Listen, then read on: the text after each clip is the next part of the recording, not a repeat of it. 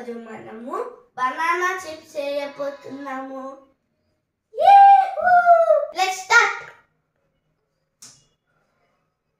ఇప్పుడు నేను అరటికాయలు తీసుకున్నా. ముందుగా ఇక్కడ ఫ్రంట్ బ్యాక్ కట్ చేసుకోవాలి.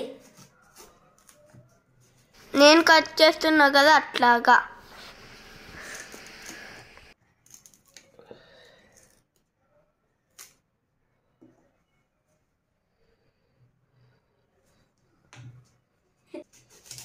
టూ సైడ్స్ కట్ చేసుకున్న తర్వాత ఇట్లా కట్ చేయాలి.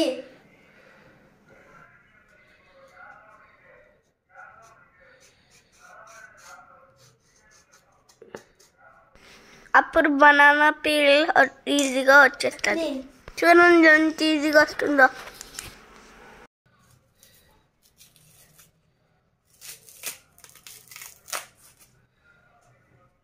బనానా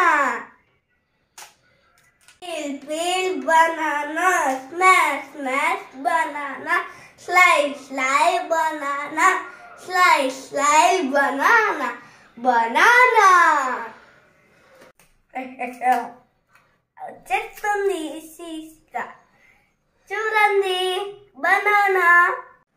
ఇప్పుడు మనం దాన్ని తీసుకొని వెళ్ళి వాటర్లో వేసుకోవాలి కొంచెం సేపు.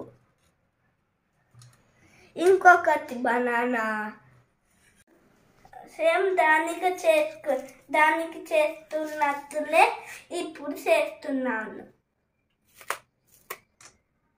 కచ్చి బనానా ఇప్పుడు దాంట్లో కొంచెం సాల్ట్ వేయాలి.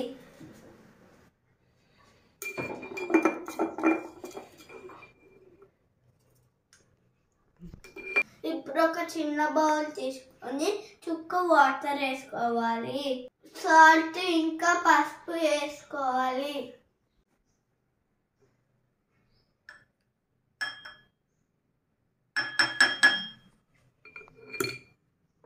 పసుపు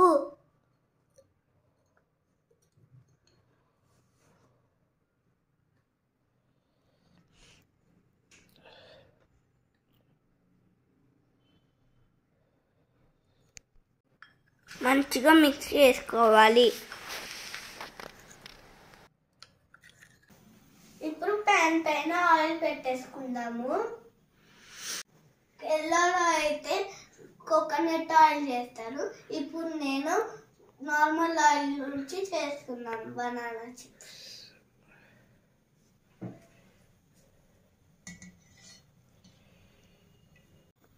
ఇట్లా వాటర్లో నానబెట్టుకుంటే బ్లాక్ అవ్వవు. ఇప్పుడు డైరెక్ట్ గ్రేటర్ తీసుకొని ఆయిల్ పైన గ్రేట్ చేయాలి. ఇలాగా చూపిస్తుంది అట్టగా.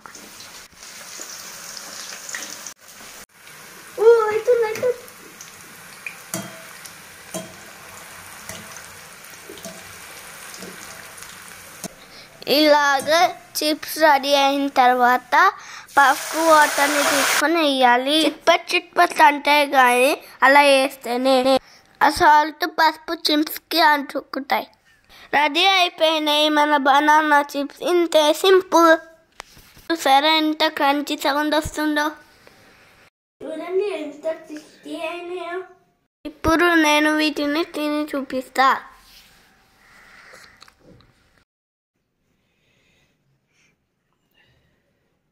చాలా చాలా చాలా చాలా బాగున్నాయి.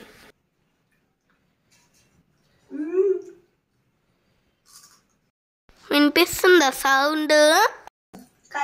ఆడుతుంది కదా.